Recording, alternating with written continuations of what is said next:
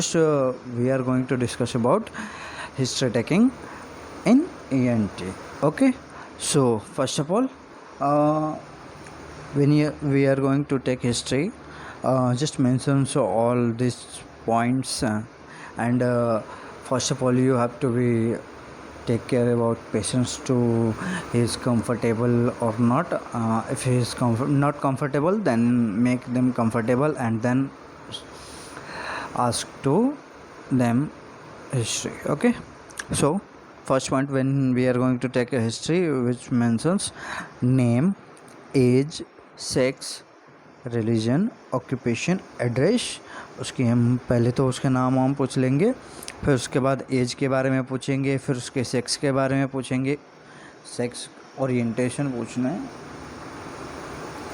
Occupation, address. Okay, उसके बाद just mention this point. Today I am going to present the history of as whatever, old, male या female, then name, C, he and she may be is a religion by religion and work at as occupation in dash city and is a pregnant permanent resident of this address. ठीक है, तो हम उसके as को mention करेंगे, उसके sex orientations mail है female है, फिर उसके बाद वो कौन से रिलीजन से बिलोंग करता है या करती है उस चीज़ को, फिर उसके ऑक्यूपेशन वो करते क्या है, काम क्या करते हैं, ठीक है, और वो कहाँ रहते हैं, उनके परमानेंट एड्रेस क्या है, ये सारी चीज़ें हम इस पर मेंशंस करेंगे. एंड देन उसके बाद हम चीफ़ कंप्लेंट्स पे आते हैं. पहले हिस्ट्री टेकिंग में हम उसके बेसिक ऑर्डर्स ले लेंगे, देन उसके बाद हम चीफ़ कंप्लेंट्स पे आएंगे. जो भी होगा, he and she presented in the out patient department of ENT with chief complaints of out patient department means OPD में जो भी ENT अगर आते हैं तो उनसे हम उनके बारे में चीफ कंप्लेंट्स के बारे में पूछेंगे. ठीक है, in chronological order disease which start first. अब हम क्रोनोलॉजिकल ऑर्डर में पूछेंगे उनसे कि हाँ कौन सा डिजीज मतलब कैसे स्टार्ट हो रहा है. ठीक है, लाइक राइट ईयर डिस्चार्ज, तो अगर आँख से उसका डिस्चार्ज आ रहा है, राइट ईयर से डिस्चार्ज आ रहा है, तो वो कब कब आता है, कितने टाइम आता है, फिर वो कैसी, अगर सपोजिट पेन है तो वो पेन कैसा है, मतलब ये सारी चीज़ें हम यहाँ पे पूछेंगे. ठीक है, डिफ़िकल्टी इन हियरिंग, अगर उसे सुनने में दिक्कत है, वो बताता है पेशेंट कि हमें सुनने में दिक्कत है, तो हम उसकी डिफ़िकल्टी इन हियरिंग यहाँ पे मतलब ईयर के बारे में पूछेंगे. ठीक है, रिंगिंग सेंसेशन ऑफ ईयर, या फिर सपोज दैट उसे रिंगिंग सेंसेशन या वाइब्रेशन से फील नहीं होता है, ये सारी चीज़ें हम यहाँ पे मेंशंस करेंगे. अगर सपोज दैट उसे फीवर है तो हम फीवर के लिए फीवर भी यहाँ पे मेंशंस करेंगे. ओके, एंड देन उसके बाद हम चीफ कंप्लेन के बाद हम कहाँ पे आएंगे, उसके बाद हम यहाँ पे पहले प्रेजेंटिंग इलनेस से पहले हम क्या करेंगे, उसे यहाँ पे जो भी चीफ कंप्लेन होगा उसे हम एनुमरेट करेंगे कि हाँ, और उसके बाद प्रेजेंटिंग इलनेस होगा. प्रेजेंटिंग इलनेस में क्या होगा, patient was apparently all right 2 year back when he see started with complaint. ठीक है, तो उसमें पेशेंट का हम प्रेजेंटिंग इलनेस जिसको हम HOPI बोलते हैं, हिस्ट्री ऑफ प्रेजेंटिंग इलनेस. ठीक है, first describe first chief complain, then its associated symptom and relevant negative history. ठीक है, अगर कोई भी सपोज दैट उसने बोला है कि हम टॉन्सिल्स उसका बढ़ा हुआ है. ठीक है, तो हम उसका जो भी टॉन्सिल्स का चीफ कंप्लेन होगा कि मतलब पेन होगी, डिफ़िकल्टी इन स्वेलिंग होगी, उसके ब्रीदिंग होगा, या फिर कोई भी चीज़ वो सॉलिड या लिक्विड नहीं खा पाता है, फिर उसके बाद उसे और भी चीज़ें उसके माउथ से में भी हो सकता है कि इन्फेक्शन हो सके या फिर पस निकले, तो ये सारी चीज़ें हम यहाँ पे उसको डिस्क्राइब करेंगे. उसका नेगेटिव हिस्ट्री भी हम यहाँ पे पूछेंगे. नेगेटिव हिस्ट्री में मतलब कि डायबिटिक है कि नहीं, उसके पास वो हाइपरटेंसिव है कि नहीं, ये सारी चीज़ें हम नेगेटिव हिस्ट्री में यहाँ पे मेंशन करेंगे.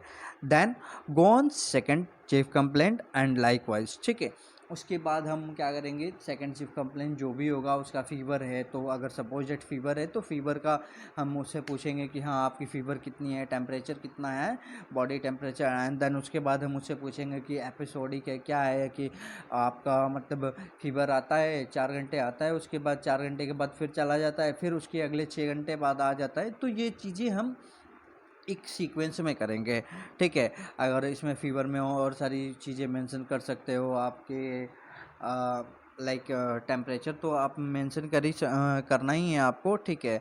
उसके बाद आप उसको ड्यूरेशन पूछोगे, ऑनसेट पूछोगे, फिर उसके बाद फ़ीवर में कैसी चिलिंग होती है, क्या होती है, ये सारी चीज़ें हम पूछेंगे वहाँ पे। फ़ीवर को डिटेल में हम एक्सप्लेन करेंगे। दैन नेगेटिव हिस्ट्री ऑफ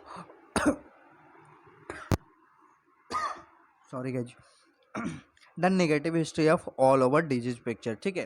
तो हम पूरी बॉडी के फिर उसके बाद हम नेगेटिव हिस्ट्री लेंगे उस पिक्चर, मतलब डिजीज के रिस्पेक्ट में सारी नेगेटिव हिस्ट्री हम वहाँ पे लेंगे, मेंशन करेंगे।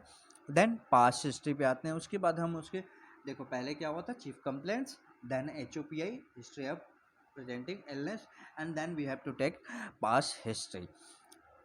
हम पास्ट हिस्ट्री में क्या क्या चीज़ें पूछ सकते हैं, हिस्ट्री ऑफ ट्यूबरकुलोसिस, ठीक है, सिफिलिस, लेप्रोसी, एपिलेप्सी, ये सारी चीज़ें हम पास्ट हिस्ट्री में मेंशन करेंगे। हिस्ट्री ऑफ इन्फेक्शन, फीवर, ठीक है, मिजल्स, चिकन पॉक्स, थायराइड, ये सारी चीज़ें। हिस्ट्री ऑफ ट्रॉमा और एलर्जी, कोई अगर ट्रॉमा है तो ट्रॉमा के बारे में हम पूछेंगे, एलर्जी है तो एलर्जी के बारे में पूछेंगे। History of diabetes, hypertension, disease of CNS and other disease, okay. फिर हम उसके बाद नेक्स्ट स्टेप पे जाएंगे, फैमिली हिस्ट्री। फैमिली हिस्ट्री में बेसिकली हमें क्या करना होता है, similar complaints in any other members of the family, ठीक है।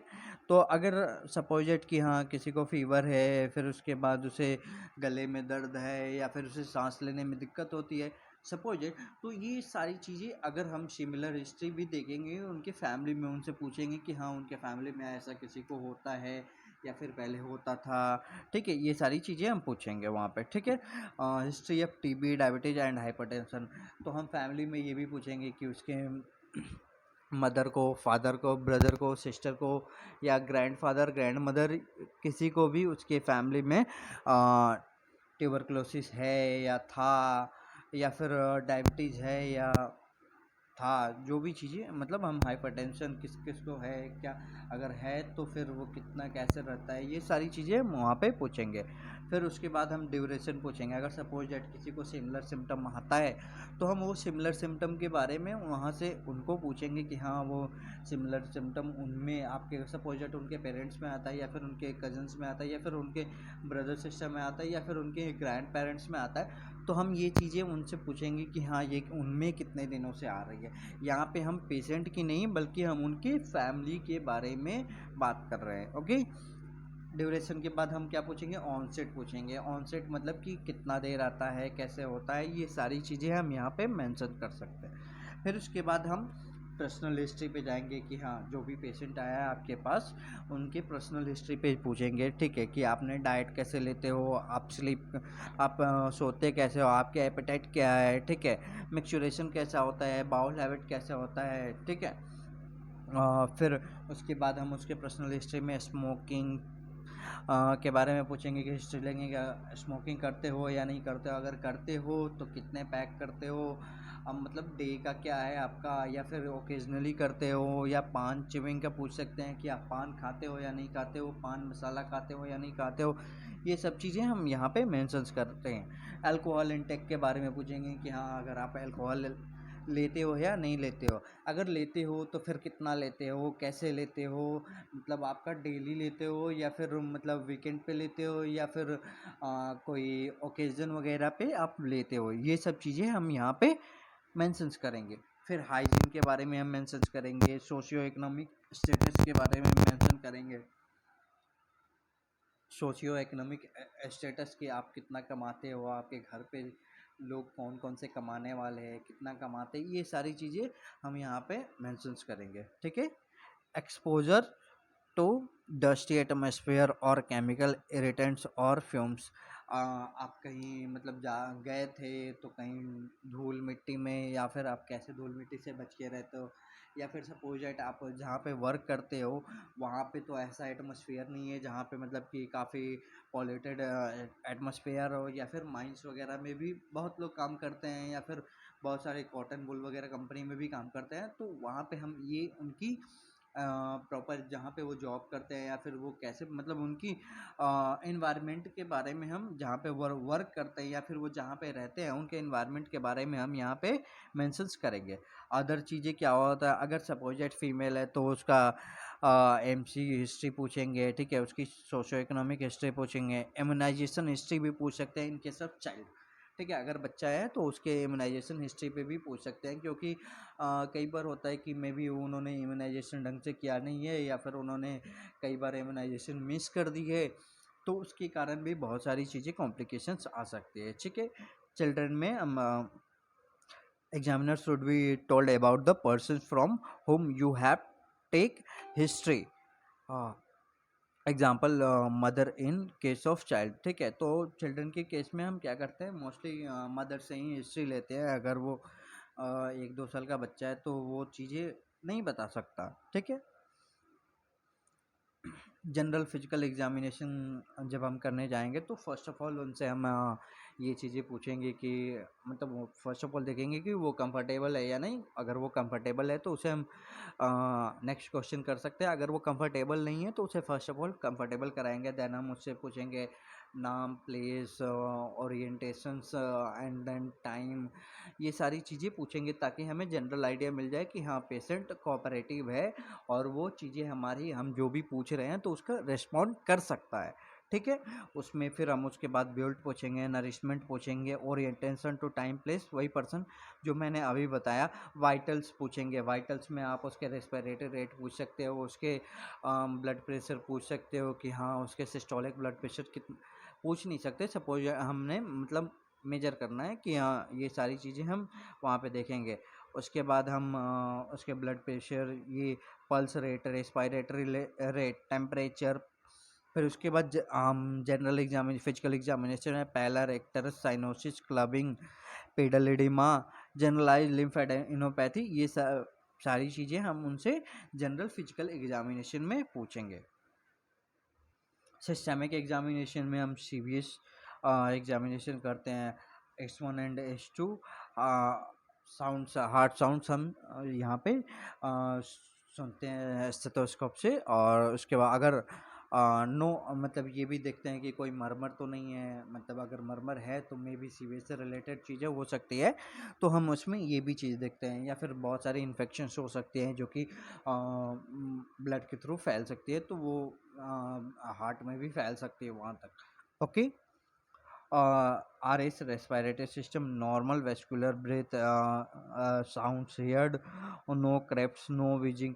तो मतलब हम यहाँ पे रेस्पिरेटरी सिस्टम में ये चीज़ें देखेंगे कि ब्रेथ साउंड तो नहीं आ रहा है, कोई क्रेप्स तो नहीं आ रहे हैं, नो विजिंग, विजिंग साउंड ऐसे साउंड करता है, ठीक है।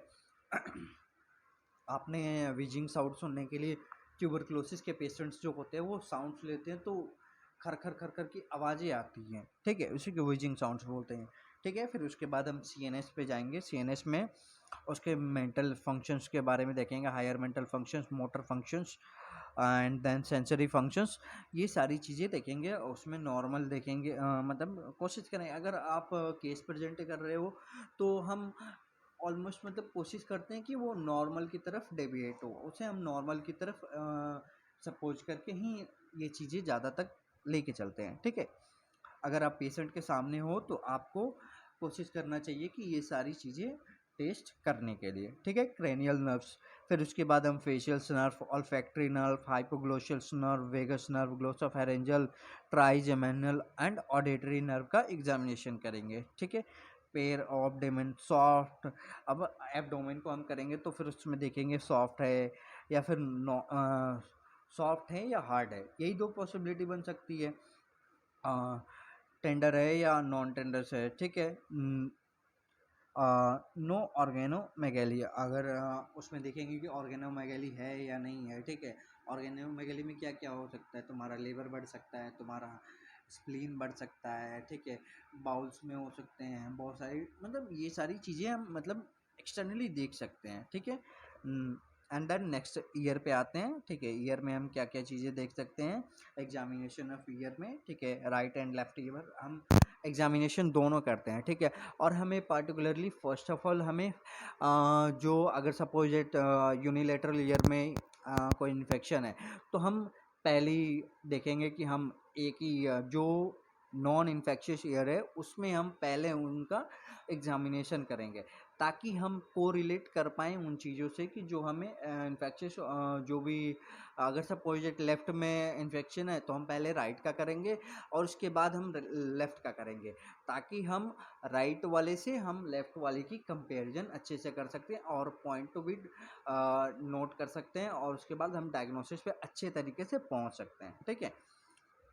एग्जामिनेशन ऑफ ईयर में हम क्या क्या कर सकते हैं, प्री ऑरिकुलर रीजन में हम उसका हम पहले एग्जामिनेशन करेंगे तो प्री ऑरिकुलर रीजन में करेंगे, ठीक है। और प्री ऑरिकुलर रीजन में हम क्या क्या चीज़ें देख सकते हैं, ठीक है। तो प्री ऑरिकुलर साइनस देख सकते हैं, ठीक है, एसेसरी ट्रैगस देख सकते हैं। फिर उसके बाद हम पिन्ना का एग्जामिनेशन पोस्ट ऑरिकुलर ये करेंगे रीजन में करेंगे। पोस्ट ऑरिकुलर रीजन में हम क्या कर सकते हैं, स्कार को देख सकते हैं, एडिमा है कि नहीं देख सकते हैं, एनी स्वेलिंग एनी फिस्टुला है कि नहीं, अगर एनी लिम्फ नोड में कोई मतलब ये है कि एबनॉर्मलिटी है या नहीं दिख रहे हैं कि नहीं। और फिर मेस्टोइड प्रोसेस को हम पाल्पेट करके देख सकते हैं, क्योंकि वहाँ पे हम अगर मेस्टोइड प्रोसेस को पाल्पेट करते हैं तो उसमें क्या होगा, एक्यूट मेस्टोइडिटिस, फिर periosteum of mastoid process is thickened due to periosteocytes called ironing of mastoid. तो ये चीज़ें हम यहाँ पे पल्पेट करके हमें पता चल सकता है। फिर उसके बाद हम पिन्ना को देखेंगे, पिन्ना में हम क्या क्या चीज़ें देख सकते हैं, size of pinna, normal size, अगर लार्ज साइज है तो इसको क्या बोलते हैं, मैक्रोटिया, ठीक है। स्मॉल साइज को क्या बोलते हैं, माइक्रोटिया, ठीक है। एब्सेंस ऑफ पिना को क्या बोलते हैं, एनोटिया, ठीक है। फिर उसके बाद ये भी देख सकते हैं कि कॉन्जेनाइटल एनोमली है कि नहीं, मतलब पिन्ना में, ठीक है। उसके बाद देख सकते हैं थिकेंड और कॉलीफ्लावर पिन्ना भी दिखता है, ठीक है, बहुत सारे केसेस में, जिसको हम क्या बोलते हैं, पेरिकॉन्ड्राइटिस ऑफ पिन्ना, ठीक है। लो सेट ऑफ ईयर भी हो सकता है, ठीक है। फिर उसके बाद हम क्या एग्जामिनेशन करते हैं, एक्सटर्नल ऑडिटरी कैनाल, ठीक है। तो एक्सटर्नल ऑडिटरी कैनाल में हम क्या, सॉरी गाइज, एक चीज़ें थोड़ी मेंशन करना मैं यहाँ पे भूल गया, ठीक है। पोस्ट ऑरिकुलर रीजन में हम टेंडरनेस देख सकते हैं, ठीक है। और उसके बाद हम पोस्ट ऑरिकुलर सल्कस देख सकते हैं, ठीक है। ये सारी चीज़ें यहाँ देख सकते हैं। फिर उसके बाद एक्सटर्नल ऑडिटरी कैनाल का हम ये कर सकते हैं, एग्जामिनेशन करेंगे, ठीक है। एक्सटर्नल ऑडिटरी कैनाल में के एग्जामिनेशन में हम क्या कर सकते हैं, pinna is pulled upward outward and backward to make external auditory canal straight in adult, but in children no bony canal is not developed, so pinna has to be pulled downward backward to make external auditory canal straight. Examination examine the external auditory canal for the presence of wax, fungus, discharge, um, edema, foreign body and abnormality like colicular fistula, ठीक है, atresia और fissures of fishers of सेंटोरिन, ठीक है। तो ये सारी चीज़ें हम मतलब एग्जामिनेशन इन सब चीज़ों के लिए कर सकते हैं, ठीक है। फिर उसके बाद हम क्या कर सकते हैं, टिम्पैनिक मेम्ब्रेन का हम क्या कर सकते हैं, एग्जामिनेशन कर सकते हैं, ठीक है। तो टिम्पैनिक मेम्ब्रेन का एग्जामिनेशन कैसे कर सकते हैं, the tympanic membrane separate the, first of all let's talk about tympanic membrane. Tympanic membrane होता क्या है, okay, so let's go. Tympanic membrane separates the external ear from middle ear and functionally is a part of middle ear. It is purely gray in color, ठीक है। ये sorry pearly grey colour का होता है ये colour, ठीक है। And oval in shape measuring about 9 mm in horizontal, about 10 mm in vertical diameter। तो ये ओवल शेप में थोड़ी बहुत इसकी शेप ओवल टाइप की होती है, तो इसकी वर्टिकल डायमीटर 10 mm की होती है और 9 mm तुम्हारी हॉरिजेंटल डायमीटर होती है, ठीक है। इसमें हम फिर ऑब्जर्वेशन क्या क्या देख सकते हैं इसमें, तो हम इसके कलर पे देख सकते हैं।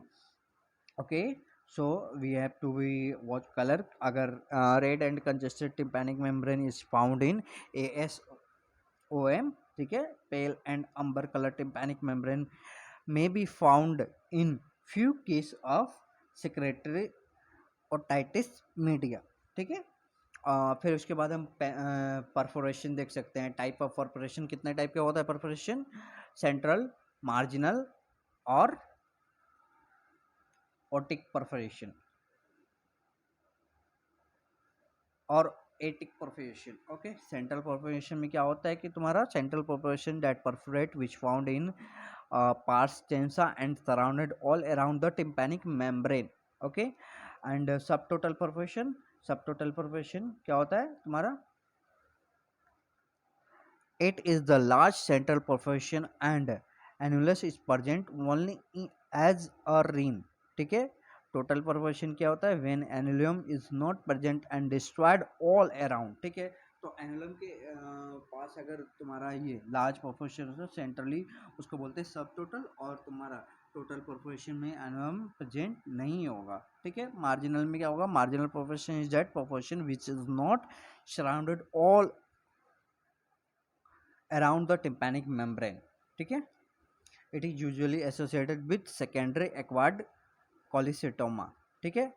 एटिक परफोरेशन क्या होता है, attic perforation situated in the attic region, it indicate primary acquired cholecystoma, marginal and atic perforation are found in anticontal type of otitis media, which is so called unsafe type of otitis media. Okay guys, so let's have to discuss about next, what was that,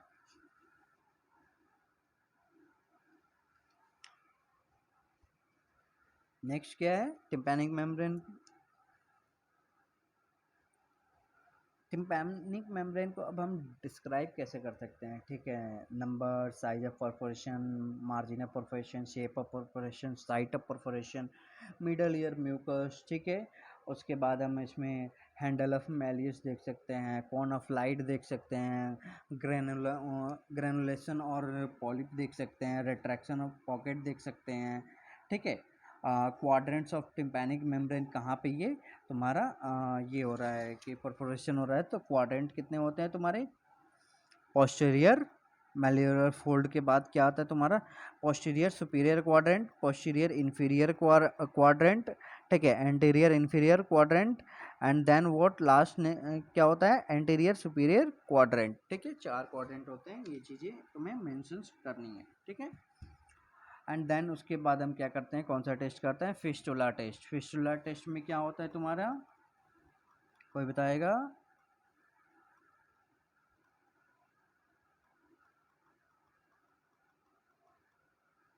right. So fistula test में क्या होता है, हम यहाँ पे pressure देखते हैं, pressure changes करते हैं, ठीक है। तुम्हारा इंक्रीज और डिक्रीज करते हैं प्रेशर्स को, ठीक है, जिससे एक्सटर्नल ऑडिटरी में अल्टरनेटिवली प्रेशर्स रेज होता है, ठीक है। और फिस्टुला टेस्ट जिस इंस्ट्रूमेंट से करते हैं वो इंस्ट्रूमेंट का नाम प्लीज़ आप बता के याद करके रखना, नेक्स्ट क्लास में हम उससे डिस्कस करेंगे। मेस्टोइड टेंडरनेस देखते हैं, मेस्टोइड पे कोई स्वेलिंग तो नहीं है, पेन तो नहीं है, ये सारी चीज़ें हम वहाँ पर देखते हैं। फेशियल नर्व एग्जामिनेशन करेंगे, ठीक है, फेशियल नर्व एग्जामिनेशन आपको पता होगा। ट्यूनिंग फॉर्क टेस्ट, ठीक है, ट्यूनिंग फॉर्क टेस्ट में 3 टेस्ट करते हैं, ठीक है, Rinne's test, Weber test and air bone conduction test, ठीक है। सो ईयर में मैंने ये चीज़ें सारी आपको बता दी, पिन्ना में क्या क्या चीज़ें करते हैं, आपको क्या क्या करना है, शेप साइज, ठीक है, पोस्ट ऑरियल स्वेलिंग, ठीक है, ये सारी चीज़ें, pre auricular, external auditory canal, ठीक है। और एक्सटर्नल ऑडिटरी कैनाल में आपको क्या क्या दिखेगा, रूफ दिखेगा, फ्लोर दिखेगा, इंटीरियर पोस्टीरियर वॉल दिखेगा, ठीक है। फिर टिम्पैनिक मेम्ब्रेन में क्या क्या देख सकते हैं, colour, cone of light, describe and identify normal anatomical landmark, ठीक है। इसमें तुम्हारे क्या 4 quadrant, umbo, handle of malleus, lateral process of malleus, ठीक है, anterior and posterior malleolar fold, pars tensa, pars flaccida, bony annulus, ठीक है, इंक्यूडोसेप्टिडियल ज्वाइंट भी देख सकते हैं इसमें, ठीक है। ईयर में क्या कर सकते हैं, ईयर में कलर, ठीक है, अगर पिंक है तो ऑटोस्क्लेरोसिस, राइजिंग सन होगा तो क्या होगा, ग्लोमस जुगलार, ठीक है, रेड होगा तो एक्यूट ओटाइटिस मीडिया,